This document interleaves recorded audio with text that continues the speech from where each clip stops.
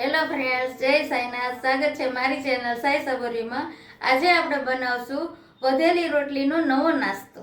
તો ફ્રેન્ડ્સ, આપણે વધેલી રોટલી બધી લઈ લીધી છે. આ બબે રોટલી મારે દરરોજ વધતી હતી, તો આપણે બગાડે ન થાય ફ્રેન્ડ્સ. અને આપણે બધી રોટલી બબે વધતી હતી, આપણે આ એક ડબ્બામાં સ્ટોર કરતા હતા. તો આપણે ફ્રીજમાં મૂકી દેવાની છે બબે રોટલી ભેગી કરીને. મારે આખો ડબ્બો આ ભરાઈ ગયો છે. હવે આપણે આ બધી રોટલીમાં આ રીતે આપણે કાપા પાડી લેશું.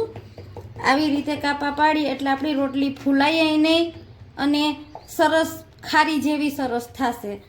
અને તેમાં આપણે જોશે આ જીરું, આપણે આ જીરુંને થોડુંક આરું મોરું શેકી લેશું અને પછી આને ખાંડી લેશું. મેં આ લોટી લીધી છે, એમાં સાવ ધીમે તાપે આપણે શેકી લેવાની છે. તો હવે આપણે આ બધી ધીમે તાપે શેકી અને આનો ભૂકો કરી લઈએ. તો ફ્રેન્ડ્સ, આપણે બધા આમાં ચાકા મારી અને આ રીતે કાણા બધા કરી લીધા છે. તો હવે આપણે આને તરી લેશું.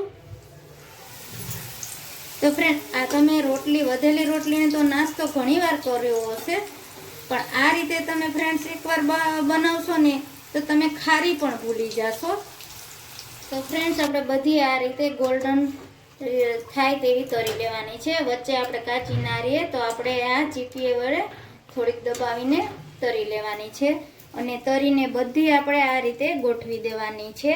જો આમાં આપણે આમ ના રહીએ તો ચમચી રાખી દેશો વચ્ચે તો તમારી બધી ઊભી રહી જશે.